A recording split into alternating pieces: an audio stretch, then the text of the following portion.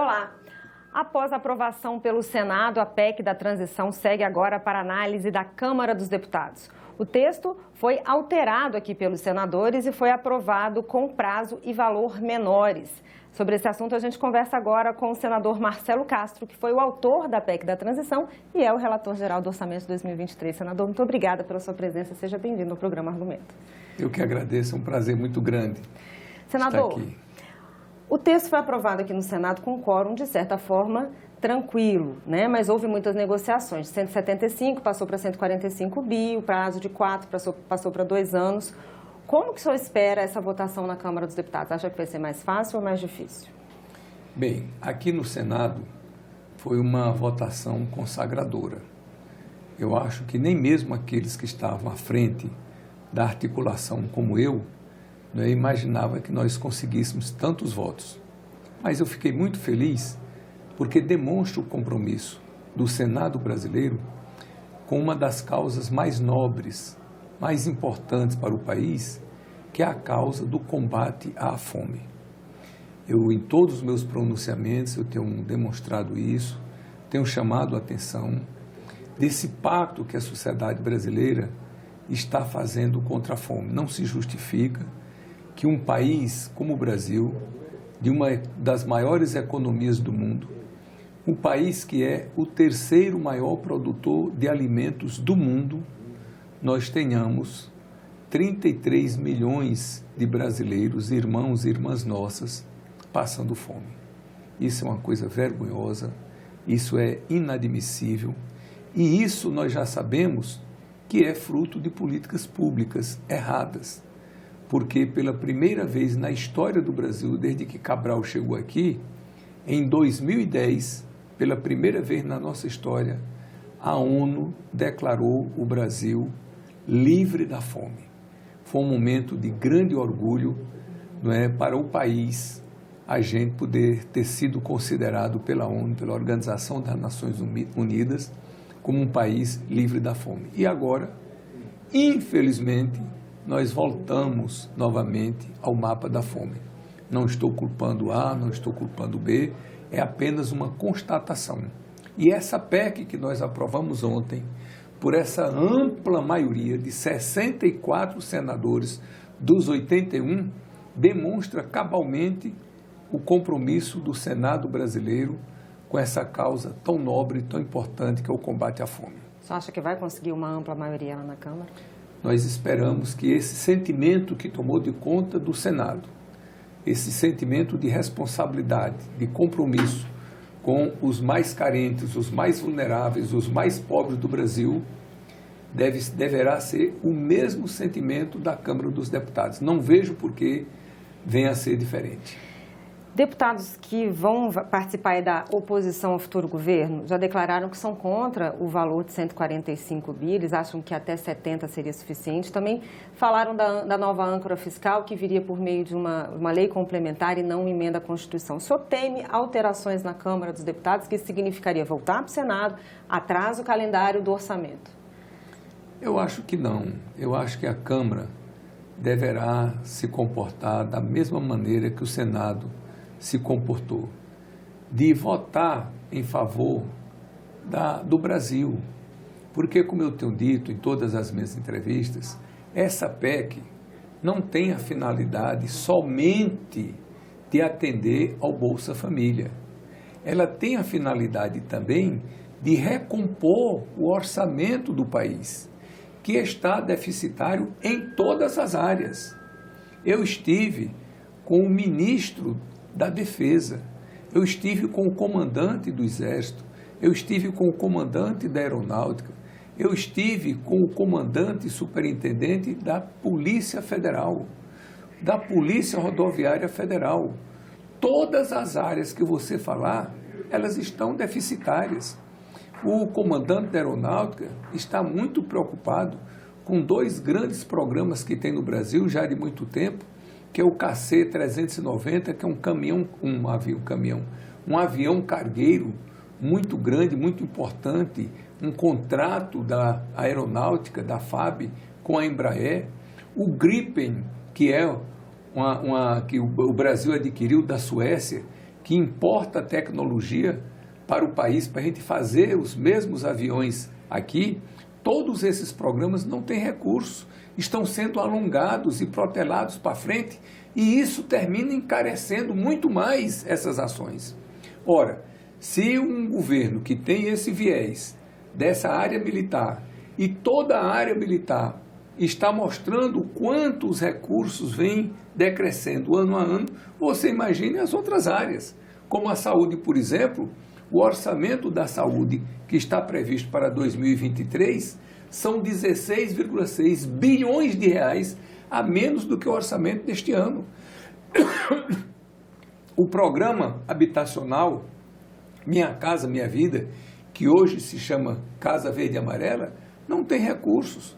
Pela primeira vez na nossa história, o Brasil é um país que desde a década de 60, quando criou o BNH, que tem políticas públicas de habitação popular.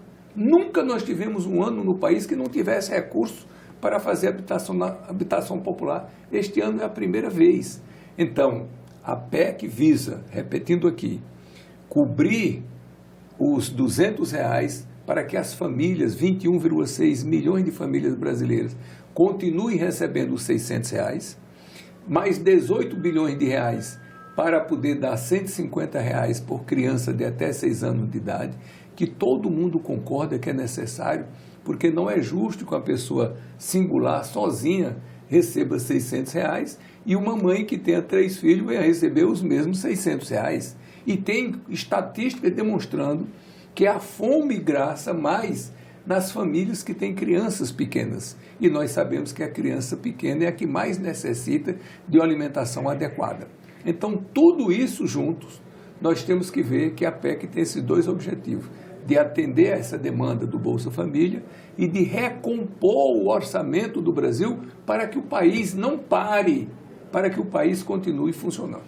Senadora, a gente acompanhou todas essas negociações antes de votar aqui no plenário do Senado. Então, houve encontros aí com o presidente da Câmara, o próprio presidente da República, o presidente eleito, né, o Lula, participou dessas negociações aqui em Brasília. Como é que as negociações lá, como é que estão as negociações lá na Câmara dos Deputados? Qual é a previsão de calendário? Como é que está isso, senador? Bom, nós tínhamos conversado muito com a Câmara dos Deputados, mas ontem, quando nós terminamos a votação aqui, já foi próximo de meia-noite. E hoje eu passei o dia todo trancado com a assessoria, porque nós precisamos fazer o relatório e, evidentemente, que estamos atrasados. Então, eu não tive contato ainda com ninguém da Câmara, mas pelo que nós conversamos lá atrás, o sentimento reinante na Câmara era o mesmo aqui do Senado, de aprovar a PEC por todos entenderem, ou pelo menos a imensa maioria entender, que é uma coisa essencial, fundamental e imprescindível para o país continuar funcionando. Até porque também dentro dessa PEC há recursos aí para investimentos no atual governo, não é isso, senador? Exatamente. Você chama atenção para um aspecto muito importante. O atual governo está com dificuldade de fechar as suas contas. Inclusive fez um ofício, um questionamento, junto ao Tribunal de Contas da União sobre a Previdência, que só a Previdência se diz que tem um furo de aproximadamente 11 bilhões de reais. E você viu, todos nós vimos recentemente, o governo cortando, dando mais corte, bloqueando recursos das universidades. As universidades estão em desespero. A bolsa da CAPES do CNPq estão atrasadas. As bolsas da residência médica estão atrasadas. Então, o governo está sem recursos para nada.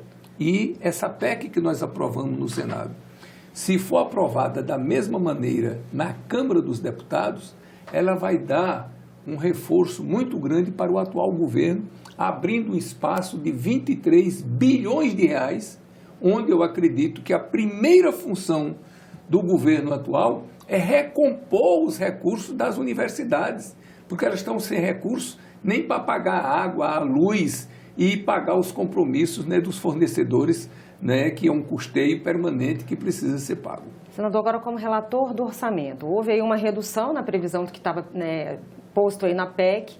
Como é que o senhor vai trabalhar para recompor esses valores no orçamento? Quais serão as prioridades? O que o senhor deve priorizar? Bom, o que é que a PEC me autoriza? É eu preencher esse espaço orçamentário criado. Então, a PEC foi no valor de 145 bilhões de reais. 70 bilhões de reais são do Bolsa Família. Então, eu vou preencher 75 bilhões de reais. Como que eu vou preencher? Através de solicitações da equipe de transição presidida pelo vice-presidente da República eleito, Geraldo Alckmin. Então, eles vão mandar, através do Geraldo Alckmin, dizendo onde eu vou aplicar esses recursos, com todos os detalhes, da maneira mais transparente possível. Eu vou levar para todos os líderes partidários, para a comissão de orçamento, demonstrar item por item, para mostrar para a sociedade brasileira que o que nós estamos fazendo são recompondo recursos que são absolutamente indispensáveis, essenciais, necessários e inadiáveis para o país, como, por exemplo, a farmácia popular. Será que alguém de sã consciência pode admitir que nós possamos fechar um orçamento do país sem recurso para a farmácia popular? Primeiro, seria uma desumanidade. Segundo, seria uma burrice. Por quê?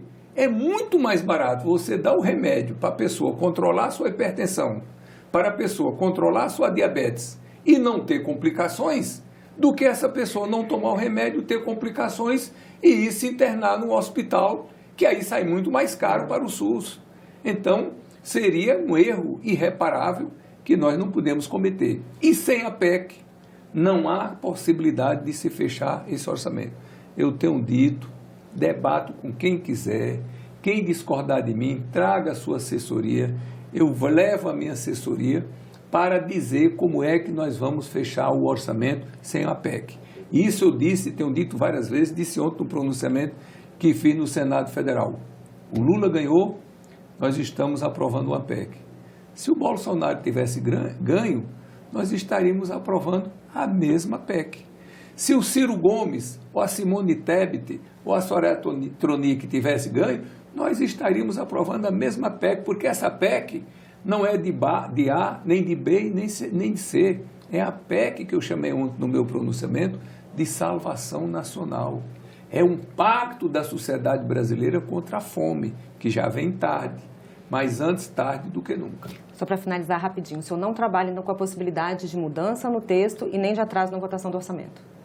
Bom, se tratando de parlamento, tudo é possível, mas nós estamos contando, dada a exiguidade do tempo e dada a ampla negociação que nós temos feito ao longo dos últimos dias, que a PEC está absolutamente amadurecida para ser aprovada, como foi no Senado por ampla maioria, ser também aprovada por ampla maioria na Câmara dos Deputados e em seguida ser promulgada.